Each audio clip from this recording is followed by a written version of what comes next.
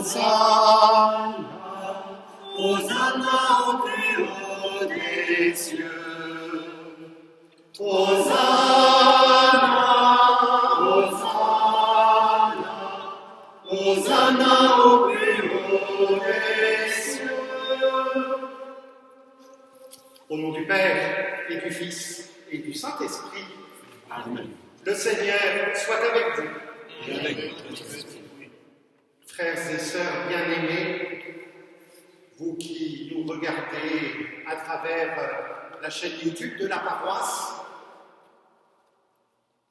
pendant 40 jours, déjà, nous avons préparé nos cœurs par la prière, par la pénitence et le partage.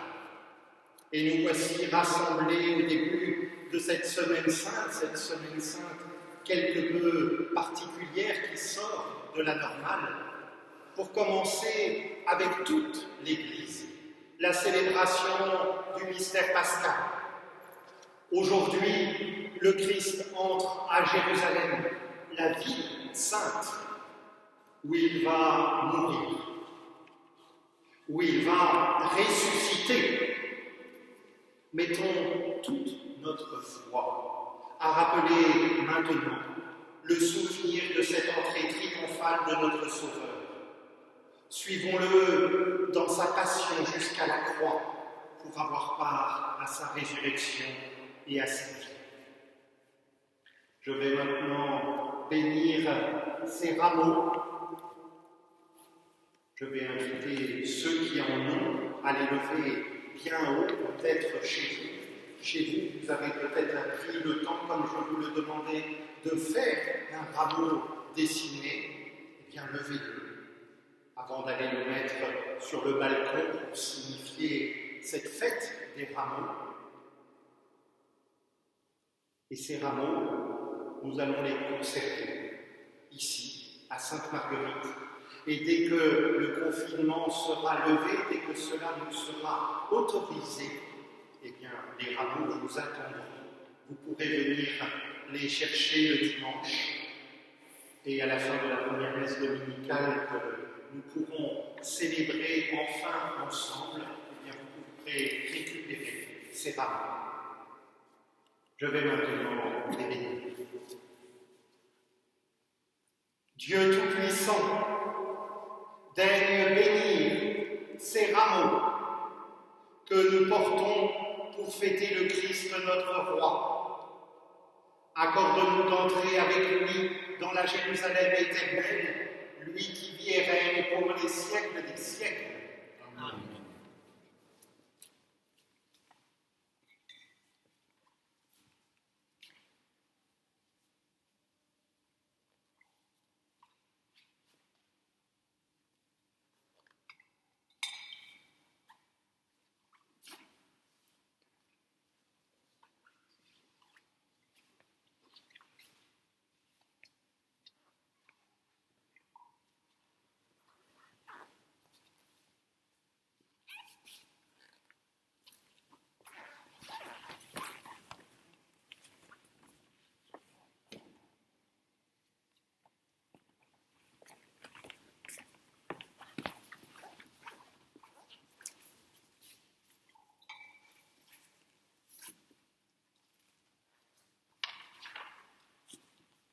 De l'Évangile de Jésus-Christ selon saint Matthieu. Gloire à toi, Seigneur. Jésus et ses disciples approchant de Jérusalem arrivèrent en vue de Bethphagée, sur les pentes du mont des Oliviers. Alors Jésus envoya 2 disciples en leur disant : allez au village qui est en face de vous. Vous trouverez aussitôt une ânesse attachée et son petit avec elle. Détachez-les et amenez-les-moi. Et si l'on vous dit quelque chose, vous répondrez : le Seigneur en a besoin. Et aussitôt, on les laissera partir. Cela est arrivé pour que soit accomplie la parole prononcée par le prophète. Dites à la fille de Sion : voici ton roi qui vient vers toi. L'un de douceur, monté sur une ânesse et un petit âne, le petit d'une bête de somme. Les disciples partirent et firent ce que Jésus leur avait ordonné. Ils amenèrent l'ânesse et son petit, disposèrent sur eux leur manteau, et Jésus s'assit dessus. Dans la foule, la plupart étendirent leur manteau sur le chemin, d'autres coupaient des branches aux arbres et en jonchaient la route. Les foules qui marchaient devant Jésus et celles qui suivaient criaient « Hosanna au fils de David ! Béni soit celui qui vient au nom du Seigneur! Hosanna au plus haut des cieux !» Comme Jésus entrait à Jérusalem, toute la ville fut en proie à l'agitation et disait « Qui est cet homme ?» Et les foules répondaient « C'est le prophète Jésus de Nazareth en Galilée. » Acclamons la parole de Dieu. Louange à toi, Seigneur Jésus. Qui est cet homme? Telle est la question qui est posée par la foule à l'entrée de Jésus dans Jérusalem. Jésus prend le risque d'une entrée triomphale dans la ville sainte alors qu'il est recherché et qu'on veut déjà le tuer. Il effectue un geste prophétique, celui de la venue du Messie. Il assure l'annonce anticipée de la mort de ce Messie, mais cette mort reste ce jour incompréhensible pour les foules. Le Messie est vainqueur. Il n'est pas possible qu'il meure. Et Jésus va entrer dans la ville sur son ânon, symbole de l'humilité et de la paix. Il est le roi doux et humble de cœur qui s'offre à l'accueil de la ville sainte. En entrant dans Jérusalem, Jésus s'engage sur le chemin de sa passion en pleine liberté, avec la lucidité du prophète. Il vient accomplir les Écritures. Mais qui est cet homme? Ne serait-il pas fou d'avancer aussi volontairement vers la mort? Quand quelqu'un est fou d'amour, il change profondément. J'aurais presque envie de faire allusion maintenant à tous ces médecins, à tous ces infirmiers, ces infirmières, ces aides-soignantes qui, simplement par amour de l'humanité, risquent leur propre vie pour aller secourir ceux qui souffrent en ce moment. Jésus va lui devenir capable du plus grand des sacrifices, du don de sa propre vie pour préserver l'objet de son amour. Pendant toute cette semaine, nous avons assisté au renouvellement d'une histoire qui tient tout entière en un seul mot, amour. Dieu incarné en son Fils, Jésus-Christ, n'hésite pas à aller jusqu'au bout des conséquences les plus extrêmes de son amour. Seul un fou, dirions-nous, est capable d'accepter ce que le Christ va accepter de vivre cette semaine. Seulement quelqu'un de fou qui a perdu la tête serait-il capable, par amour, de laisser ses amis le trahir, de se faire prendre, d'être jugé, d'être condamné, d'être torturé et de souffrir la mort la plus cruelle et la plus honteuse qui soit. Et tout cela sans proférer d'autre mot que celui du pardon à ses bourreaux.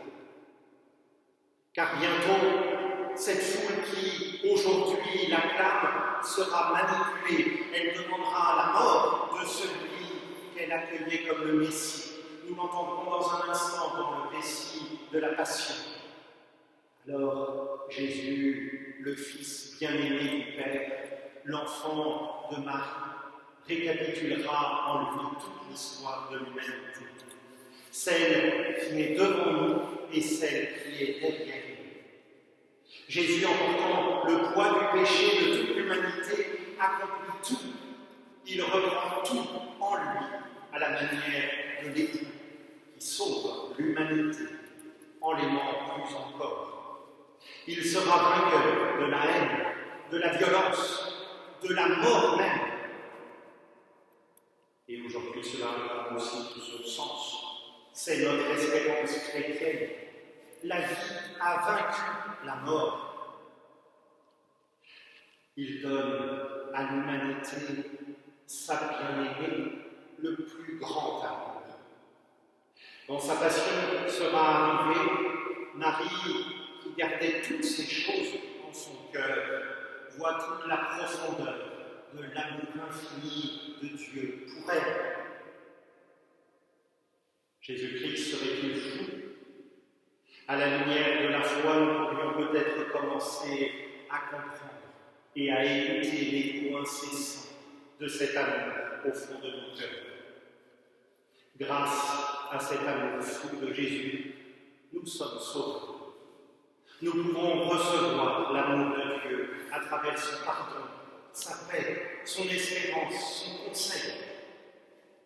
Nous pouvons vivre avec lui pour toujours.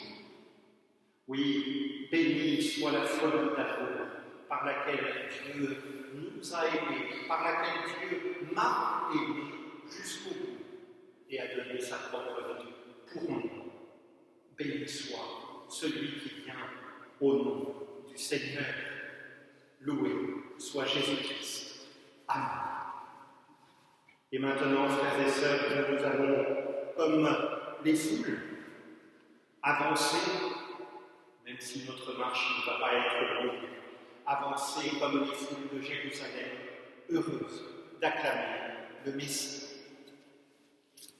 Voici celui qui vient au nom du Seigneur, acclamons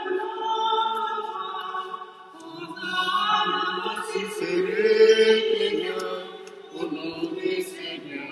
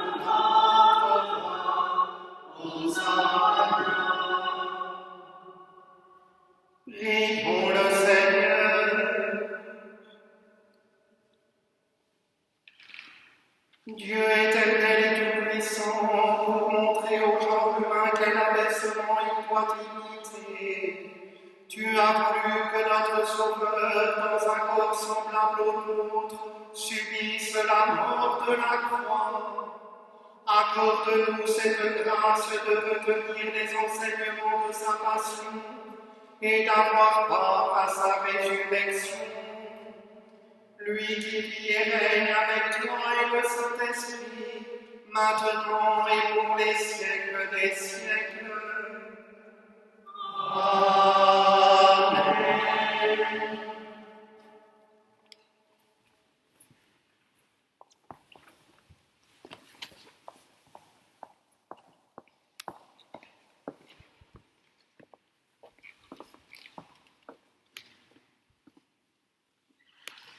Lecture du livre du prophète Isaïe. Le Seigneur mon Dieu m'a donné le langage des disciples, pour que je puisse, d'une parole, soutenir celui qui est épuisé. Chaque matin, il éveille mon oreille, pour qu'en d'ici, j'écoute. Le Seigneur mon Dieu m'a ouvert l'oreille, et moi, je ne me suis pas révoltée, je ne me suis pas dérobée. J'ai présenté mon dos à ceux qui me frappaient, et mes joues à ceux qui m'arrachaient la barbe. Je n'ai pas caché ma face devant les outrages et les crachats. Le Seigneur mon Dieu vient à mon secours. C'est pourquoi je ne suis pas atteint par les outrages. C'est pourquoi j'ai rendu ma face dure comme pierre. Je sais que je ne serai pas confondue. Parole du Seigneur. Nous rendons grâce à Dieu.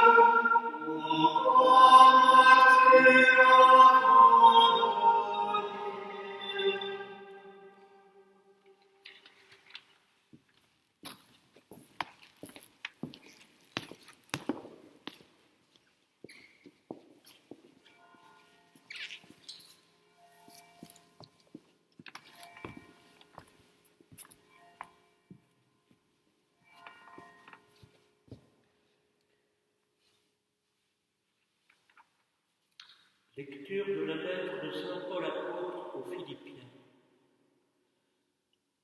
Le Christ Jésus, ayant la condition de Dieu, ne retint pas jalousement le rang qui l'égalait à Dieu.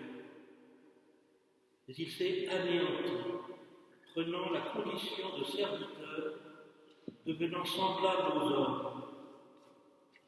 Reconnu homme à son aspect, il s'est abaissé, devenant obéissant jusqu'à la mort et la mort de la croix. C'est pourquoi Dieu l'a exalté. Il l'a doté du nom qui est au-dessus de tout nom, afin qu'au nom de Jésus, tout genou fléchisse au ciel, sur terre et aux enfers, et que toute langue proclame Jésus-Christ est Seigneur, à la gloire de Dieu le Père. Parole du Seigneur. Nous rendons grâce à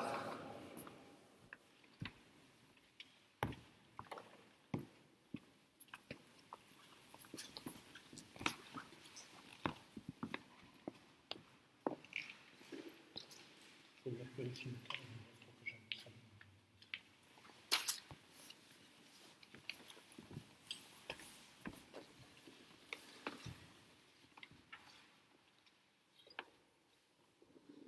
La passion de notre Seigneur Jésus-Christ, selon saint Matthieu. Gloire à toi, Seigneur. En ce temps-là, l'un des 12, le Judas Iscariote, se rendit chez les grands prêtres et leur dit :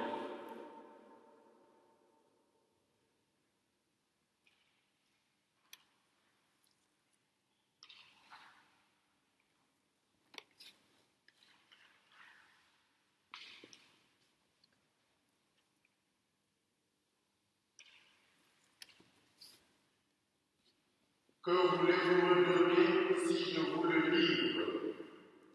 Il lui remirent 30 pièces d'argent, et depuis, Judas cherchait une occasion favorable pour le livrer. Le premier jour de la fête des pains sans levain, les disciples s'approchèrent et dirent à Jésus : Où veux-tu que nous fassions les préparatifs de ton repas pascal?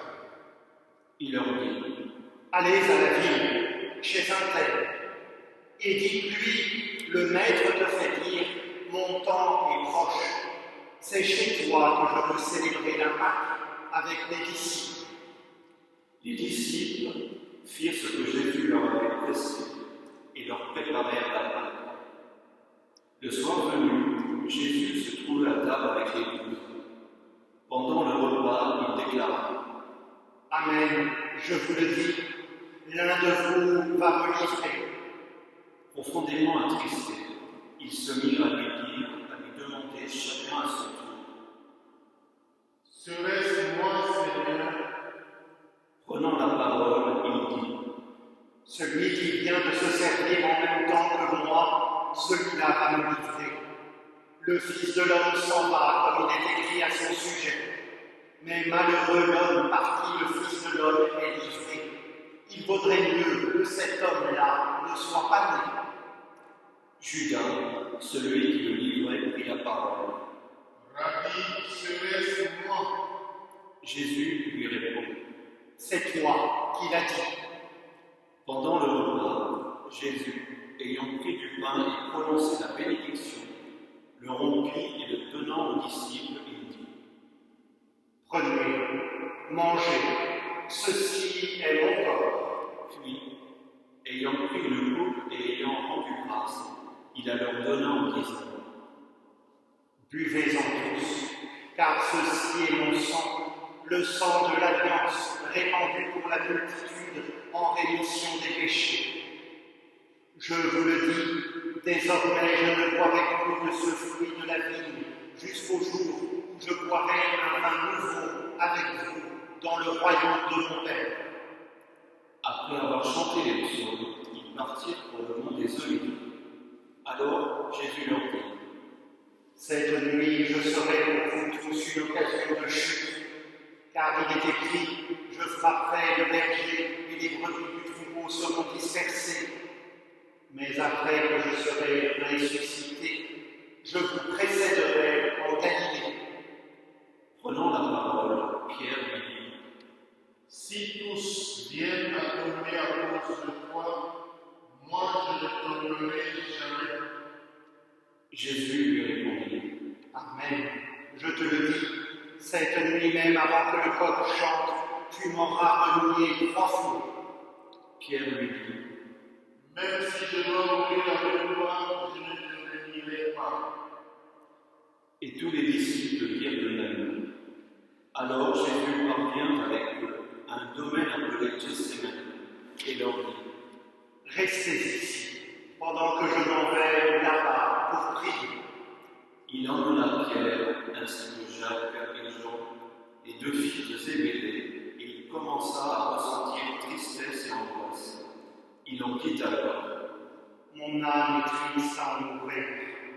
Demeurez ici et veillez avec moi. Allant un peu plus loin, il tomba face contre terre en priant et il disait, Mon Père, s'il est possible que cette coupe passe loin de moi, cependant non pas comme je veux, mais comme tu veux. Puis il revint vers les disciples et les trouva endormis. Il dit à Pierre, Ainsi vous n'avez pas eu la force de veiller une heure avec moi.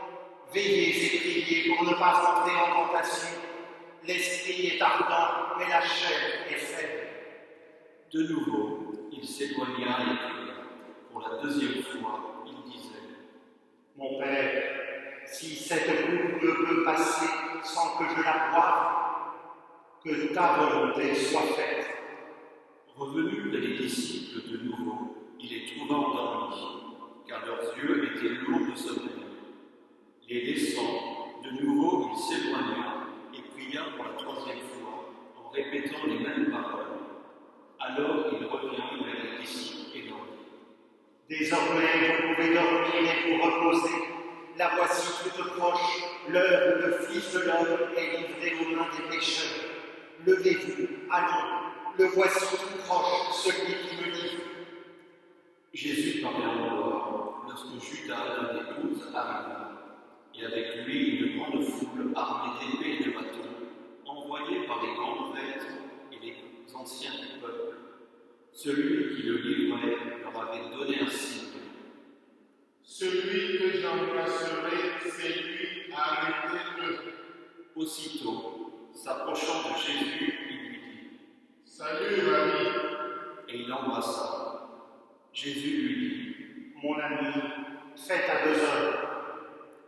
alors ils s'approchèrent, mirent la main sur Jésus et l'arrêtèrent. L'un de ceux qui étaient avec Jésus, portant la main à son épée, la tira, frappa le serviteur du grand prêtre et lui trancha l'oreille. Alors Jésus lui dit, Rentre ton épée, car tous ceux qui prennent l'épée périront par l'épée.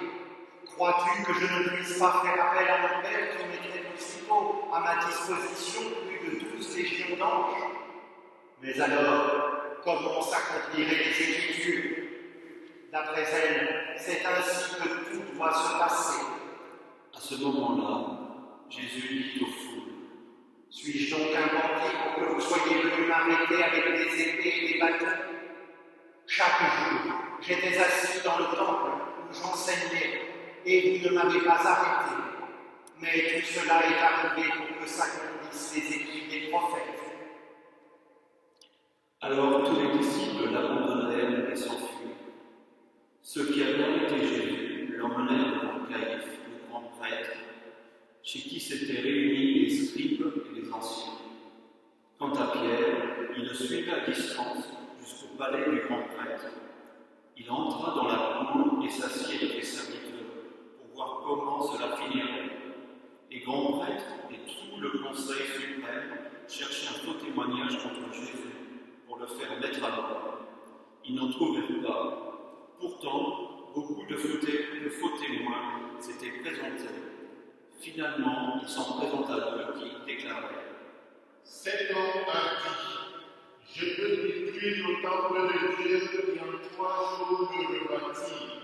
Alors le grand prêtre se leva et lui dit, Tu ne réponds rien à tous ces témoignages portés contre toi. mais Jésus gardait le silence. Le grand prêtre lui dit, Je t'adjure par le Dieu vivant de nous dire si tu es le Messie, le Fils de Dieu. Jésus lui répond, C'est toi qui l'as dit. Mais en tout cas, je vous le déclare, désormais vous verrez le Fils de l'homme siéger à la droite du Tout-Puissant et venir sur les nuées du ciel. Alors le grand prêtre déchira ses vêtements en disant, Il a blasphémé. Pourquoi nous faut-il encore des témoins? Vous venez d'entendre le blasphème. Quel est votre avis? ils répondirent. Il mérite la mort. Alors ils lui crachèrent au visage et le giflèrent. D'autres le rouaient de coups en disant, Fais-nous le prophète Messie. Qu'est-ce qui t'a frappé? Cependant, Pierre était assis dehors dans la cour. Une jeune servante s'approcha de lui et lui dit, Toi aussi tu étais avec Jésus le Galiléen. mais il le nia devant tout le monde et dit, Je ne sais pas ce que tu veux dire. une autre servante le vit sortir en direction du portail, et elle dit à ceux qui étaient là, Celui-ci était avec Jésus de Nazareth. de nouveau, Pierre le nia en faisant ce serment. Je jure que je ne connais pas cet homme. Peu après, ceux qui se tenaient là s'approchèrent et dirent à Pierre, Sûrement, toi aussi tu fais partie de ces gens-là. D'ailleurs, ton accent te trahit. alors ils se mirent à protester violemment et à jurer. Je ne connais pas cet homme. Et aussitôt un coq chanta. Alors Pierre se souvient de la parole que Jésus lui avait dite.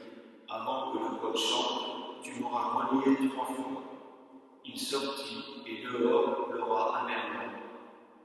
Le matin venu, tous les grands prêtres et les anciens du peuple tinrent conseil contre Jésus pour le faire mettre à mort. Après l'avoir ligoté, ils l'emmenèrent et le livrèrent à Pilate, le gouverneur. Alors, en voyant que Jésus était condamné, Judas qui l'avait livré, il prit dans le mort, il rendit les 30 pièces d'argent aux grands prêtres et aux anciens, et il leur dit, J'ai péché en livrant à la mort un innocent. ils répliquèrent, Qu'est-ce que cela me fait? Cela te regarde. jetant alors les pièces d'argent dans le temple, il se retira et alla se prendre. Les grands prêtres ramassèrent l'argent et dirent, Il n'est pas permis de le verser dans le trésor, puisque c'est le prix du sang. après avoir tenu conseil, ils achetèrent avec cette somme le champ du potier pour y enterrer les étrangers. Voilà pourquoi ce champ est appelé jusqu'à ce jour le champ du sang. Alors fut accomplie la parole prononcée par le prophète Jérémie. Ils ramassèrent les 30 pièces d'argent, le prix de celui qui fut mis à prix, le prix fixé par les fils d'Israël. Ils les donnèrent pour le champ du potier, comme le Seigneur me l'avait ordonné. On fit comparaître Jésus devant Pilate le gouverneur, qui l'interrogea. Es-tu le roi des Juifs? Jésus déclara, C'est toi qui le dis. mais tandis que les grands prêtres et les anciens l'accusaient, il ne répondit rien. Alors Pilate lui dit, Tu n'entends pas tous les témoignages portés contre toi? mais Jésus ne lui répondit plus un mot, si bien que le gouverneur fut très étonné. Or, à chaque fête, celui-ci avait coutume de relâcher un prisonnier, celui que la foule demandait. Il y avait alors un prisonnier bien connu nommé Barabbas. Les foules s'étaient donc rassemblées. Pilate leur dit, Qui voulez-vous que je vous relâche? Barabbas ou Jésus qu'on appelle le Messie? il savait en effet que c'était par jalousie qu'on avait livré Jésus. Tandis qu'il siégeait au tribunal, sa femme lui fit dire, Ne te mêle pas de l'affaire de ce juste, car aujourd'hui j'ai beaucoup souffert en songe à cause de lui. les grands prêtres et les anciens poussèrent les foules à réclamer Barabbas et à faire périr Jésus. Le gouverneur reprit. Lequel des deux voulez-vous que je vous relâche? Ils répondirent. Barabbas. Pilate leur dit.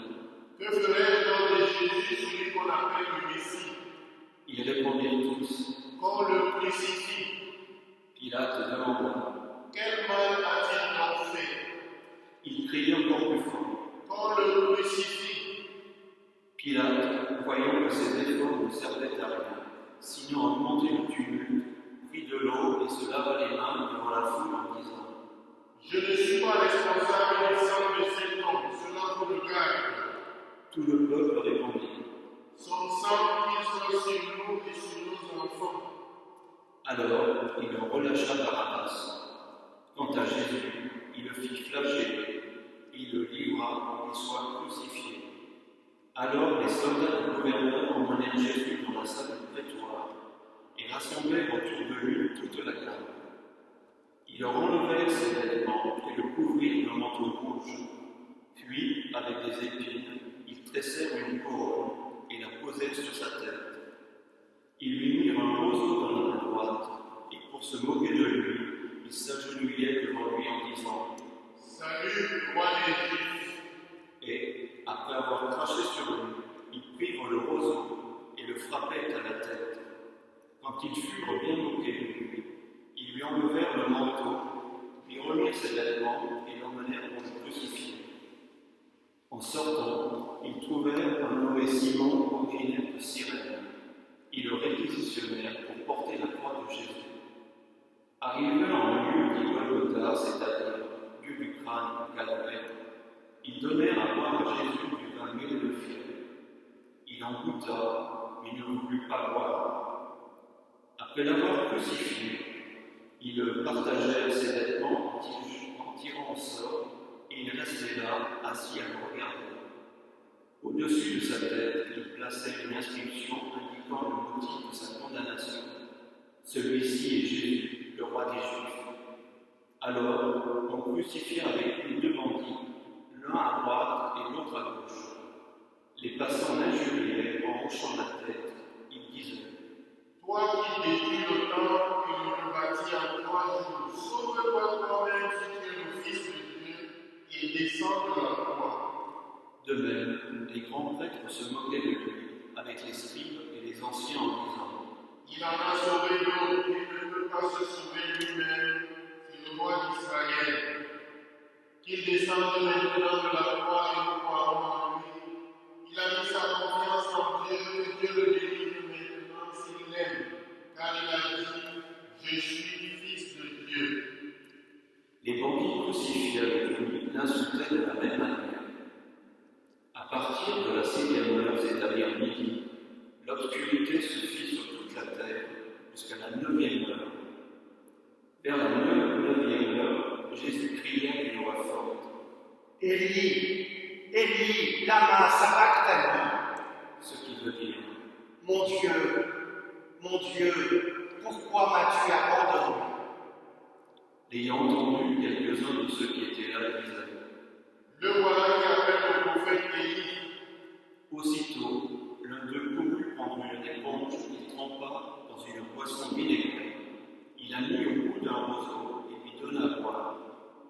Les autres disaient « Attends, nous verrons bien si Élie va venir le sauver. » Mais Jésus, poussant de nouveau un grand cri, rendit l'esprit.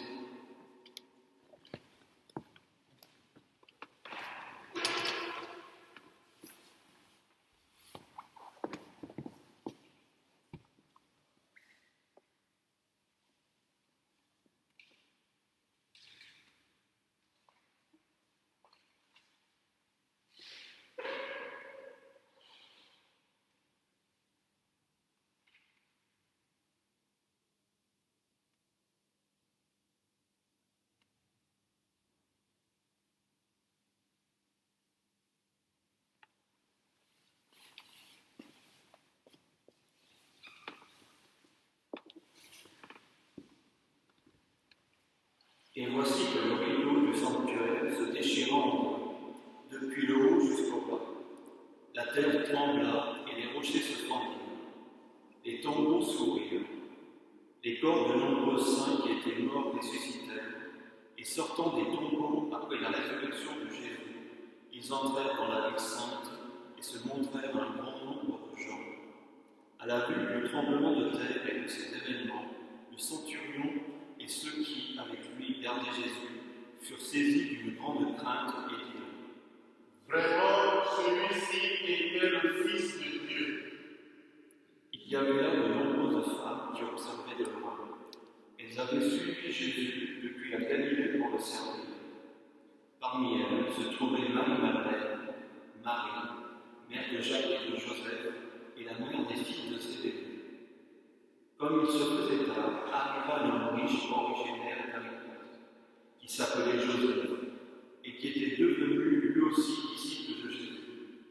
Il alla trouver Pilate pour demander le corps de Jésus. Alors Pilate ordonna qu'on le lui remette.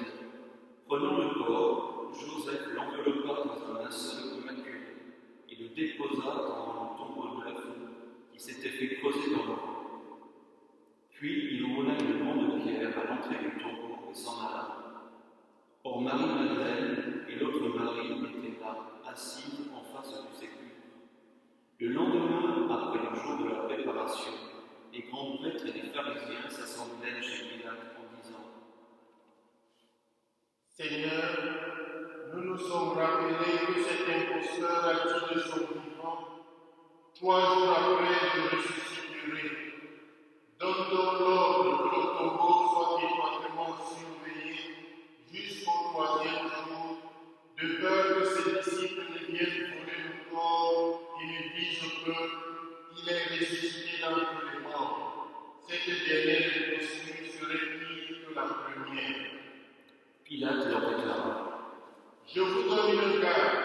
Allez, organisez la surveillance comme vous l'entendez. Ils partirent donc et assurèrent la surveillance du sépulcre en mettant les scellés sur la pierre et en y plaçant la table.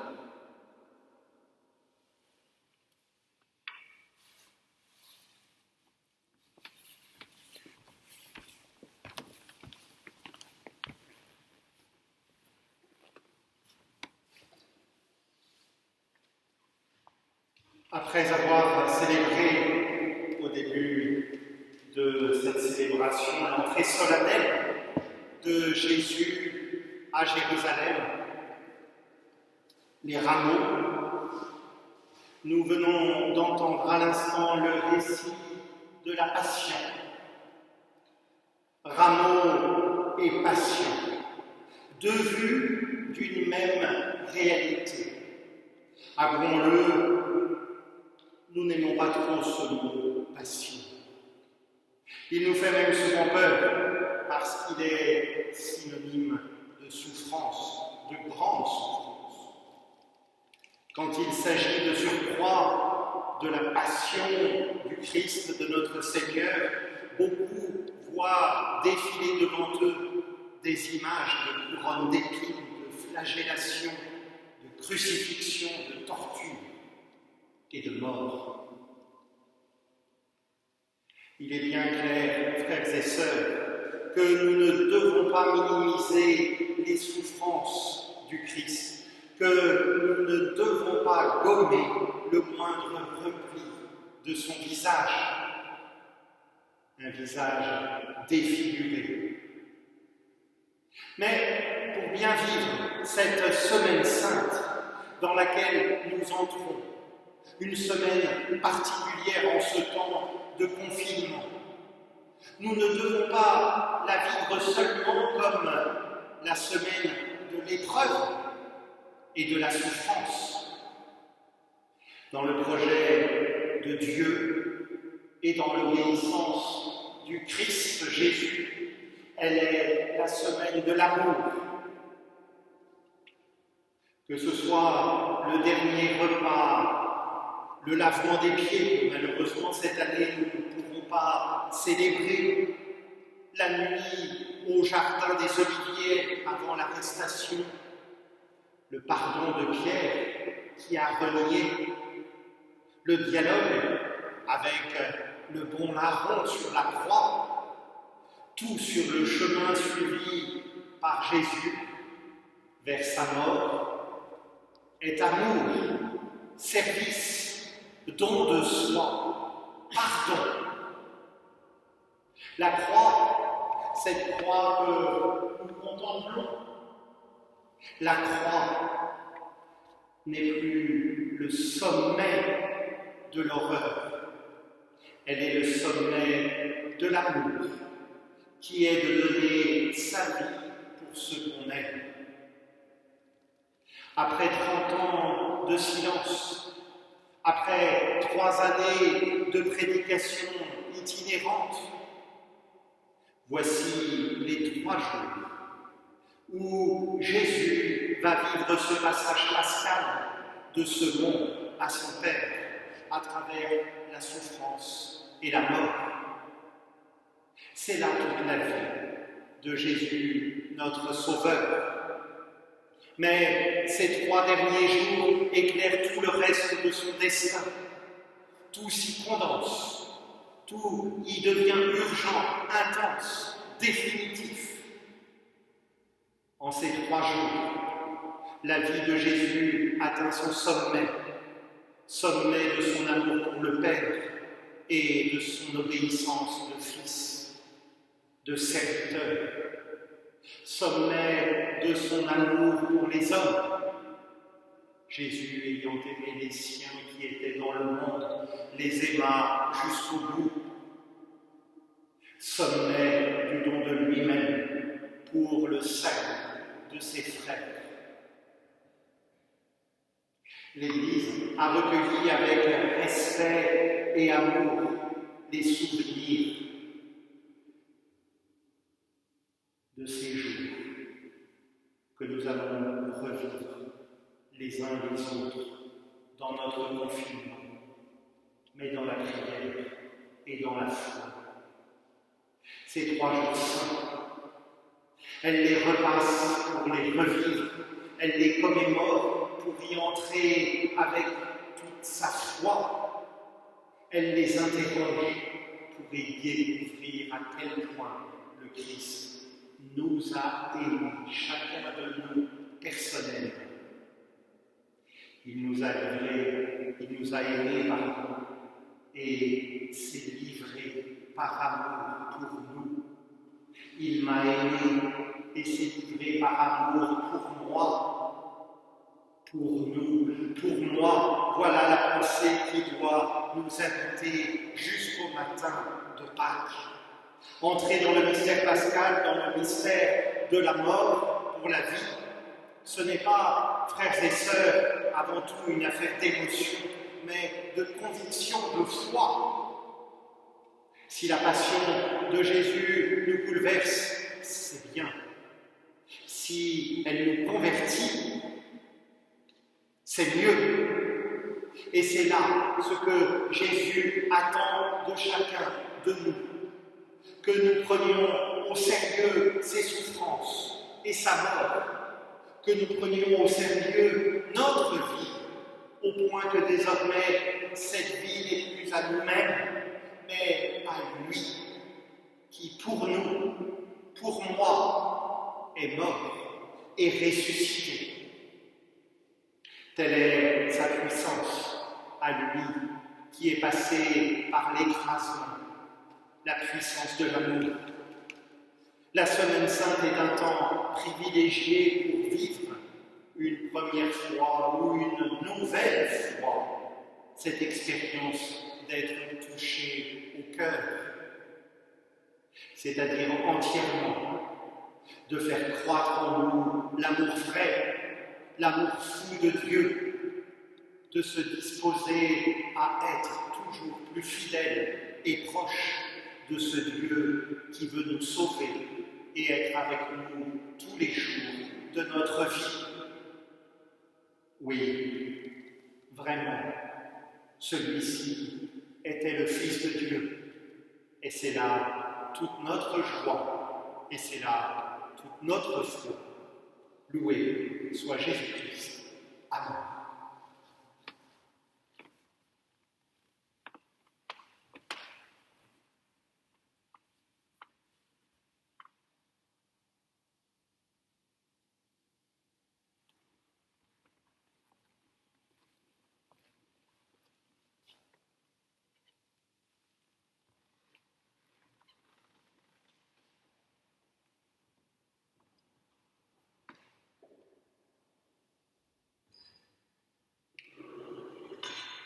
Ensemble, frères et sœurs, proclamons haut et fort cette foi en Jésus-Christ qui s'est livré par amour pour chacun d'entre nous.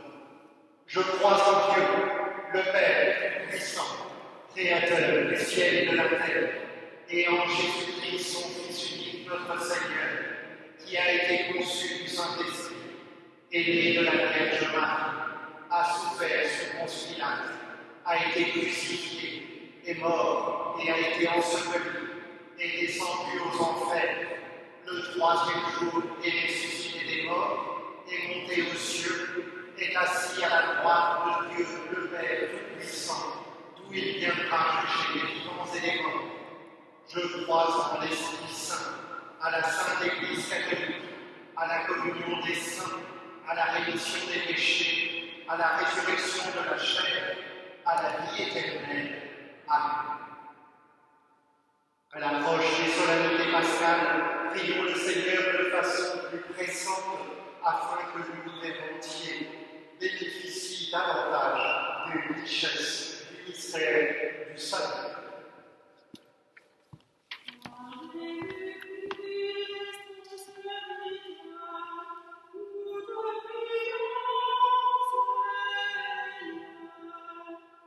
Par Jésus-Christ, ton serviteur, nous te prions,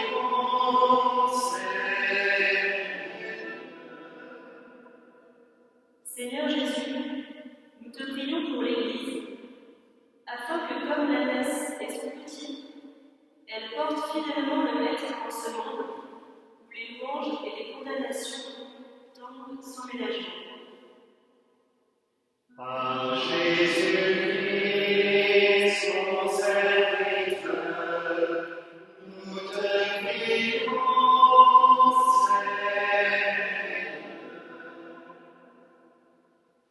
Seigneur Jésus, nous te prions pour les chefs d'État, afin qu'ils exercent avec sagesse et prudence leur droit de vie et de mort sur ceux que l'on condamne injustement. Par Jésus-Christ, son serviteur, nous te prions,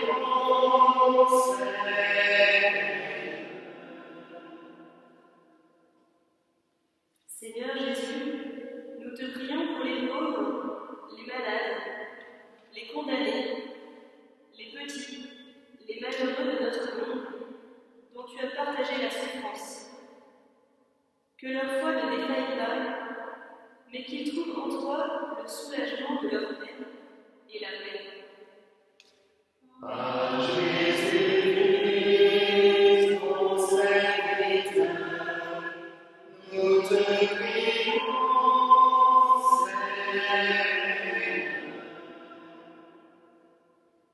Seigneur Jésus, nous te prions pour tout le corps médical, les médecins, infirmiers, infirmières, aides-soignants, qui se dévouent totalement en ce temps d'épidémie. Soutiens-les dans leur mission. Par Jésus-Christ, ton serviteur, nous te prions,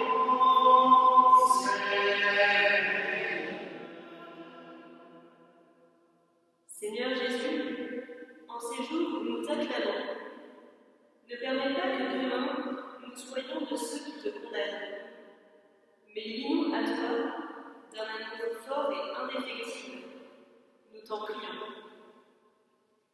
Par Jésus-Christ, ton serviteur, nous te prions,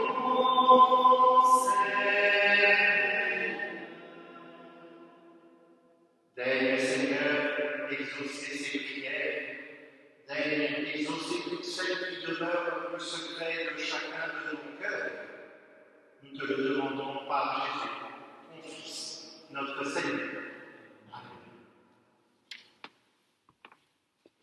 Pour ceux qui suivent la messe sur la chaîne YouTube, je vous rappelle que, comme vous le faites habituellement lorsque vous êtes présent dans notre Église Sainte-Marguerite, vous pouvez participer à la quête en le faisant sur le site Diocèse de Paris, www.quête.paris.catholique.fr.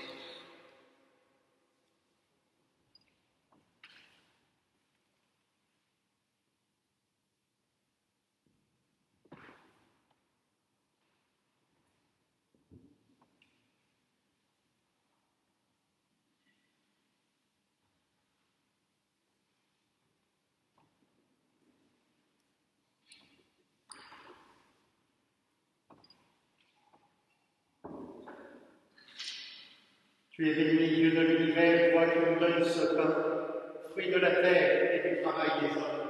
Nous te le présentons, il deviendra le pain de la vie.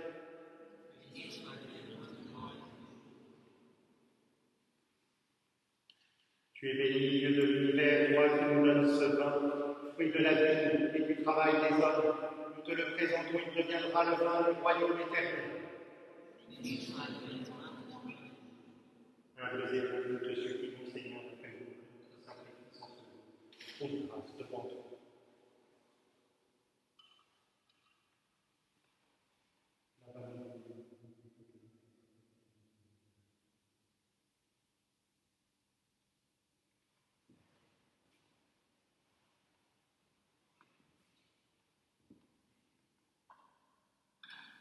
Prions ensemble au moment d'offrir le sacrifice de toute l'Église, pour la gloire de Dieu et le salut.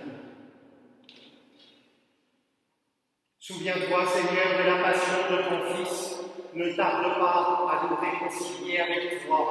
Il est vrai que nous n'avons pas mérité ton pardon, mais nous comptons sur ta miséricorde et sur la grâce du sacrifice de Jésus, lui qui vit et règne pour les siècles des siècles. Le Seigneur soit avec vous.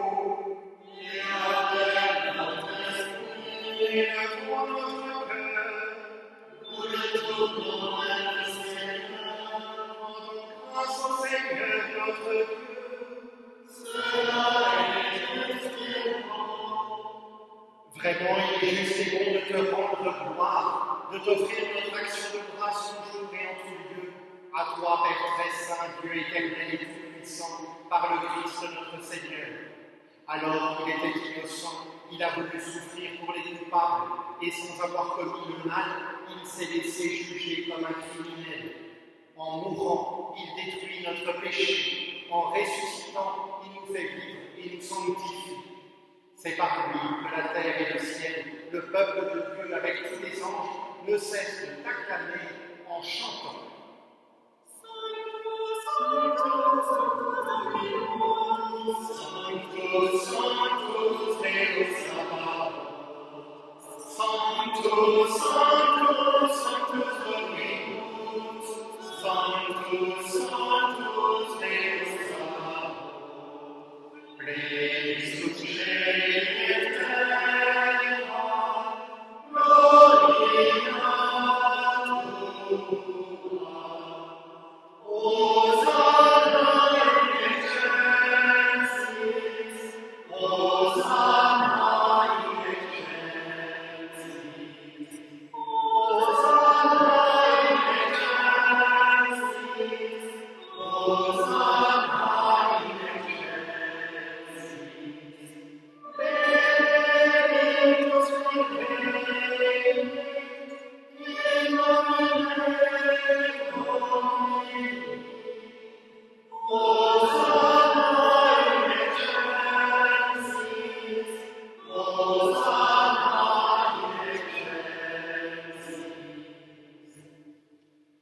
Tu es vraiment saint, Dieu de l'univers, et toute la création proclame ta louange, car c'est toi qui donnes la vie, c'est toi qui sanctifies toutes choses, par ton Fils Jésus-Christ notre Seigneur, avec la puissance de l'Esprit Saint.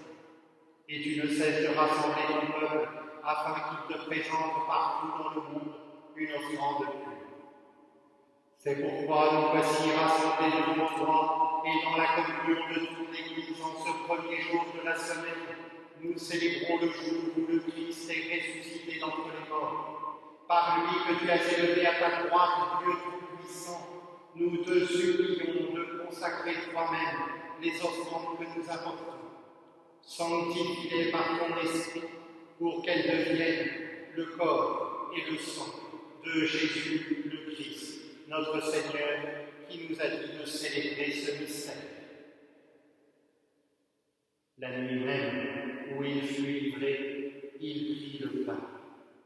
En te rendant grâce, il le bénit, il le rompit et le donna à ses disciples en disant : Prenez et mangez-en tous. Ceci est mon corps, livré pour vous.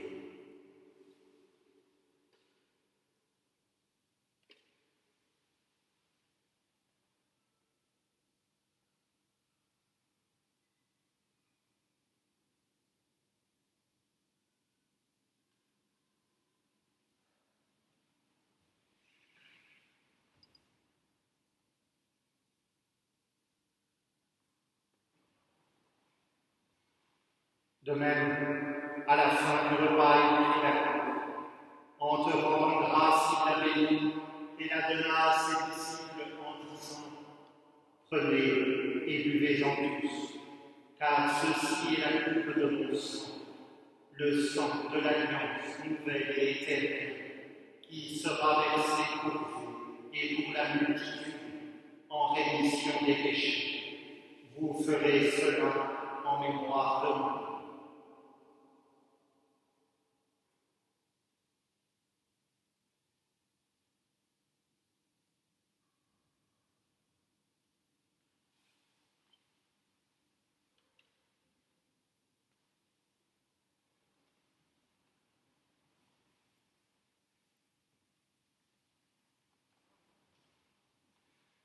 Quand nous mangeons ce pain et buvons à cette coupe, nous célébrons le mystère de la foi.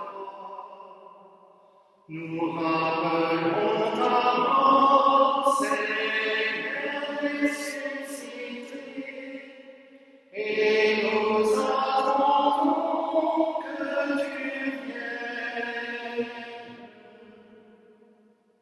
En faisant mémoire de ton Fils, de sa passion qui nous sauve, de sa glorieuse résurrection et de son ascension dans le ciel, alors que nous attendons son dernier avènement, nous présentons cette offrande vivante et sainte pour te rendre grâce. Regarde, Seigneur, le sacrifice de ton Église et daigne reconnaître celui de ton Fils qui nous a rétablis dans ton alliance. Quand nous serons nourris de son corps et de son sang, et remplis de l'Esprit Saint, accorde-nous d'être un seul corps et un seul esprit dans le Christ. Que l'Esprit Saint fasse de nous une éternelle offrande à ta gloire, pour que nous obtenions un jour les biens du monde à venir, auprès de la Vierge Marie, la bienheureuse Mère de Dieu, avec les apôtres, les martyrs, Sainte Marguerite et tous les saints qui ne cessent d'intercéder pour nous. Et maintenant, nous te supplions, Seigneur, par le sacrifice qui nous réconcilie avec toi, étends au monde entier le salut et la paix. Affermis la foi et la charité de ton Église au long de son chemin sur la terre. Veille sur ton serviteur, le pape François, notre évêque Michel, l'ensemble des évêques, les prêtres, les diacres et tout le peuple des rachetés. Écoute les prières de ta famille assemblée devant toi et ramène à toi, Père très aimant, tous tes enfants dispersés. Pour nos frères défunts, pour les hommes qui ont quitté ce monde dont tu connais la voiture, nous te prions. Reçois-les dans ton royaume, nous espérons être comblés de ta gloire, tous ensemble et pour l'éternité par Christ notre Seigneur, par qui tu donnes au monde toute grâce et tout bien.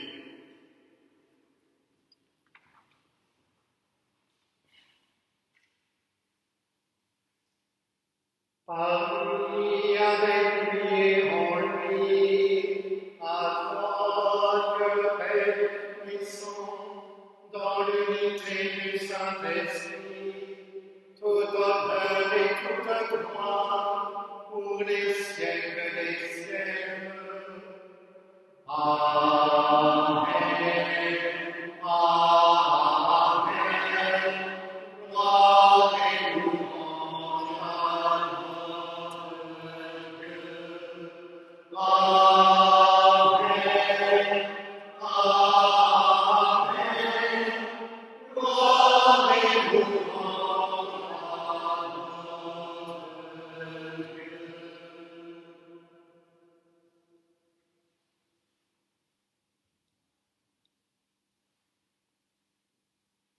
Unis par le même esprit, là où nous sommes rassemblés dans nos confinements, nous osons dire cette prière qui fait de chacun d'entre nous les enfants du même Père. Notre Père, qui es aux cieux, que ton nom soit sanctifié, que ton règne vienne, que ta volonté soit faite sur la terre comme au ciel. Donne-nous aujourd'hui notre pain de ce jour. Pardonne-nous nos offenses, comme nous pardonnons aussi à à ceux qui nous ont offensés, et ne nous laisse pas entrer en tentation, mais délivre-nous du mal.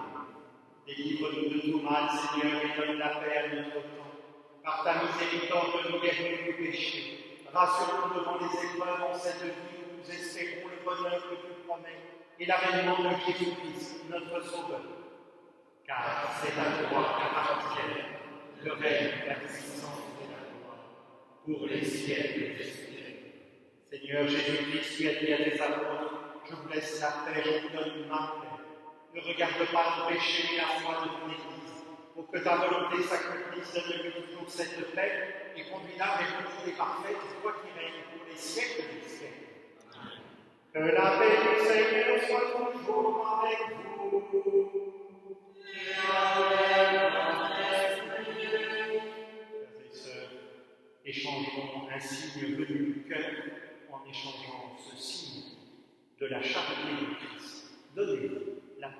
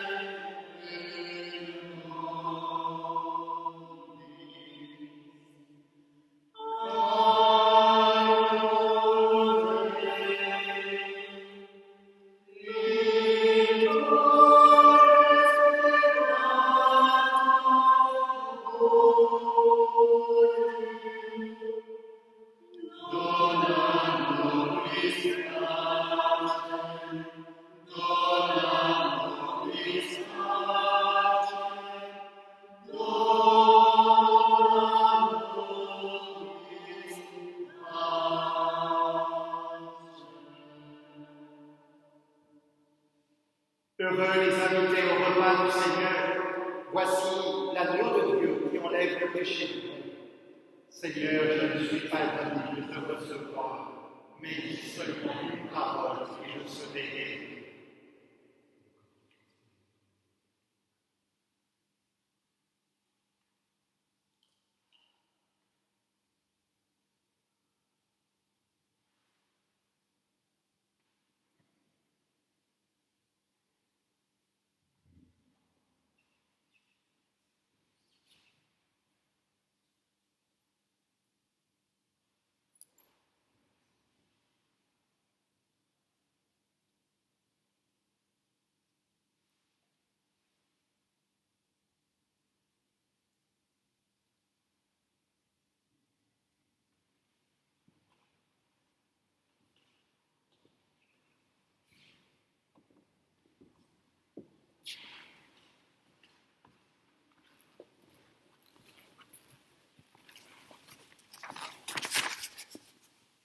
À vous qui êtes chez vous en ce temps de communion, nous pouvons redire cette prière.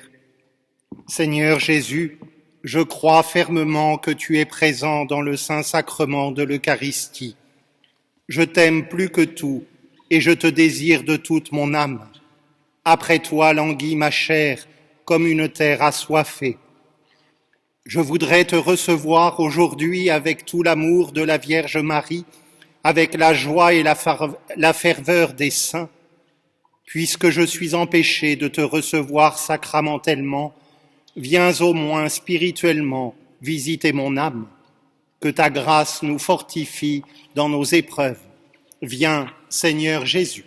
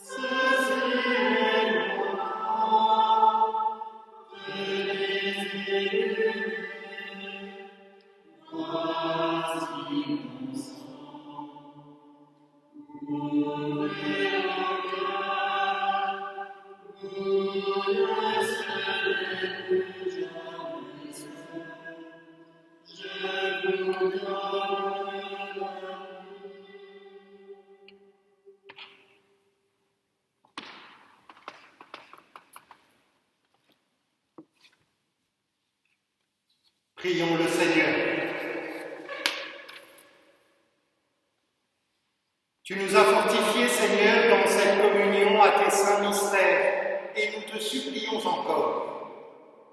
Toi qui nous as donné dans la mort de ton Fils l'espérance des biens auxquels nous croyons, donne-nous dans sa résurrection glorieuse de parvenir au royaume que nous attendons par Jésus, le Christ, notre Seigneur. Amen. Vous attendez toujours les nouvelles, les informations, je sais plus ce que je dis, les informations d'habitude à la fin de la messe dominicale, à vous qui êtes confinés chez vous, qui avez pu suivre cette messe sur la chaîne YouTube de la paroisse.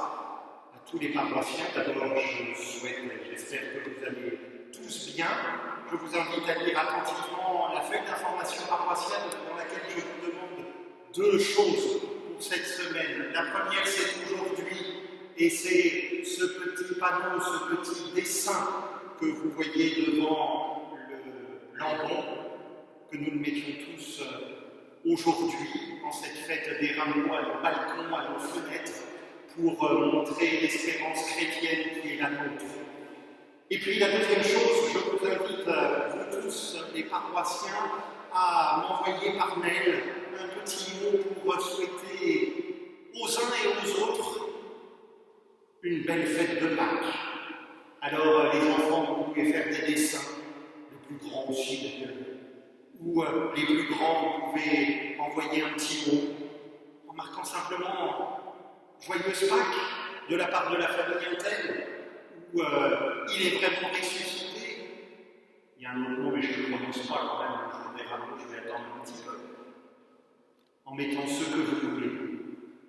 Nous allons être tout seuls pour Pâques, chacun dans notre coin. Eh bien, ces petits mots que vous allez nous envoyer avec le Père Nicolas et avec le Père Célestin qui vont célébrer avec moi aujourd'hui, nous allons les installer derrière l'autel pour la fête de Pâques. C'est ce qui va fleurir notre Église. Ce seront vos petits mots à chacun. Et ça sera une façon d'être encore plus en communion les uns les autres. Ça peut être aussi une photo de votre rameau sur votre balcon. J'ai reçu de la part de certains, plusieurs m'ont déjà envoyé des petits lumignons sur les balcons. Et voilà, ça peut être ça aussi. Et c'est une façon de garder le lien entre nous. Je ne peux pas encore vous dire quand est-ce que nous retransmettrons, comment nous allons retransmettre les offices de la Semaine Sainte, parce que nous avons des difficultés avec le direct, et qu'il est difficile de célébrer le vendredi saint 10 jours avant, même si cela se fait en tant que pèlerinage lorsqu'on est en Terre Sainte. Et voilà, donc suivez attentivement les mails. Abonnez-vous à la chaîne YouTube de la paroisse, parce que comme ça, vous saurez tout de suite, dès qu'il y a une vidéo supplémentaire, c'est-à-dire dès qu'on est en ligne. En tout cas, aux uns et aux autres, de la part des trois prêtres de notre paroisse Sainte-Marguerite, je vous souhaite une très belle et sainte semaine sainte.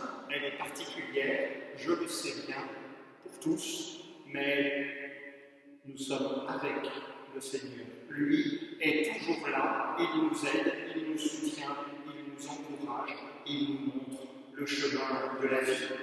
Je remercie les 5 paroissiens qui ont accepté d'assister à cette messe. Je pense que ça n'a pas été un trop grand effort pour eux, mais plus une joie certainement, et ils nous ont aidé à la rendre plus vivante avec nos chants, chefs de chœur en particulier. Merci à eux. En tout cas, les uns et les autres, bonne et sainte semaine sainte. Je vais maintenant vous donner la bénédiction solennelle. Vous voudrez bien répondre Amen après chacune des invocations. Le Seigneur soit avec vous. Dieu votre Père, le Père de toute miséricorde, vous a donné dans la passion de son Fils la plus belle preuve de son amour, qu'il vous aide maintenant à découvrir à son service et à celui de vos frères, jusqu'où va le don de sa grâce. Il vous a donné de vivre en Jésus qui a subi la mort pour vous sauver d'une mort éternelle, qu'il vous fasse don de sa vie.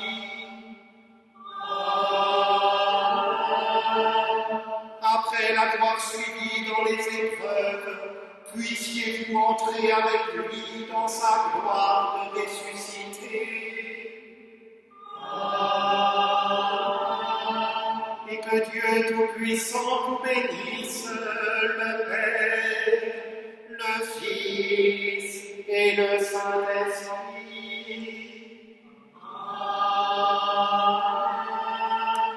Allez dans la paix du Christ.